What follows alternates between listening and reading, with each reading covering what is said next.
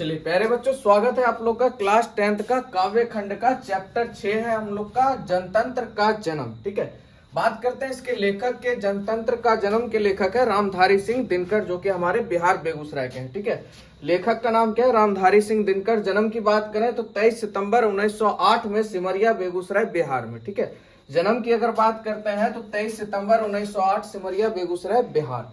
आगे बात करते हैं, इसमें एक पंक्ति है जो कि बहुत बार एग्जाम में पूछा जाता है। कहता है सदियों की ठंडी बुझी राख सुगबुगा रही उठी। ठीक है, सर्दियों की ठंडी बुझी राख, फिर से देख लेते हैं। सदियों की ठंडी बुझी राख सुगबुगा उठी, मिट्टी सोने का ताज पहन इठलाती है।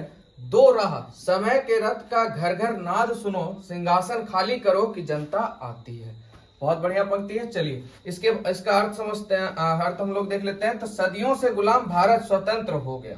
ठीक है, सदियों से जो गुलाम था भारत वह स्वतंत्र हो गया। जो भारतीय तुच्छ माने जाते थे वह अब ताज पहनने को तैयार हैं। उन्हें राह दो, समय के रथ के पहिए की आवाज सुनो और सिंहासन खाली करो। अब सिंहासन पर आरूढ़ होने के लिए जनता स्वयं आ रही है, यानी जनता अब स्वयं सिंहासन पर बैठने के लिए आ रही है।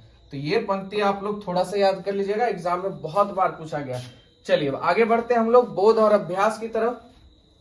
पहला प्रश्न कहता है कवि की दृष्टि में समय के रथ के घर घर नाद क्या है, स्पष्ट करें।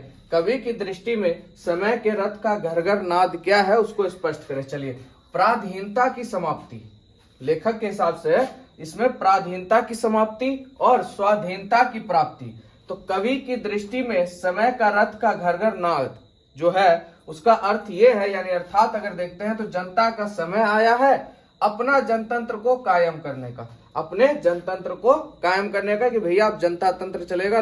मतलब जनता के द्वारा तंत्र चलाए जाने वालों को क्या कहते हैं? जनतंत्र कहते हैं। ठीक है, यानी जनतंत्र चलेगा। तो एक बार फिर से देख लीजिए, पराधीनता की समाप्ति और स्वाधीनता की प्राप्ति।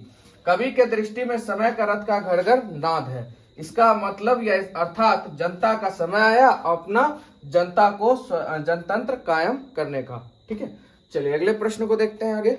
अगले प्रश्न को देखते हैं, कविता के आरंभ में कवि भारतीय जनता का वर्णन किस रूप में करता है? तो देखिए, कविता के आरंभ में कवि भारतीय जनता का वर्णन अबोध मुख मिट्टी की मूरत के रूप में किया है, जो सब कुछ सहती आ रही है। क्योंकि अंग्रेज के जमाने से जब से गुलाम था तो भारत की जनता सहती हुआ या अंग्रेज जो थे सहवाते रहे, उसी चीज को कवि ने यहाँ पे कहा है।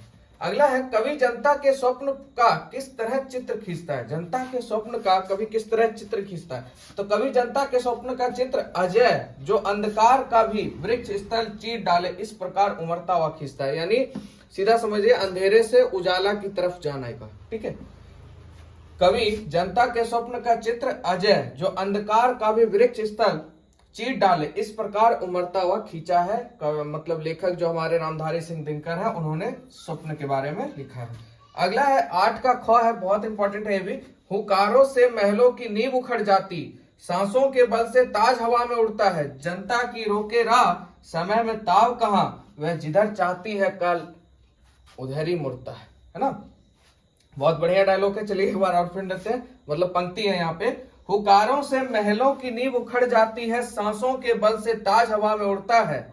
जनता की रोके राह, समय में ताव कहां, वह जिधर चाहती है काल उधर ही मुड़ता है। ठीक है, चलिए तो प्रस्तुत पंक्ति रामधारी सिंह दिनकर के रचित जनतंत्र का जन्म से लिया गया है। इस पंक्ति के माध्यम से कवि ने जनता के बल का महत्व दर्शाया, यानी जनता में बल कितना है। जनता की हुकार से राजाओं का महल ढह जाता है, जनता की सांस से राज का ताज उड़ जाता है। ठीक है, राज का ताज उड़ जाता है। जनता जिधर जाती है समय से उसी ओर मुड़ जाता है, समय भी उसी ओर मुड़ जाता है। ठीक है, तो चलिए ये हो गया प्रश्न खत्म। वीडियो अच्छा लगा हो तो लाइक करें, चैनल को सब्सक्राइब करें और दोस्तों में जरूर शेयर करें। मिलते हैं नेक्स्ट वीडियो में। जय हिंद, जय भारत।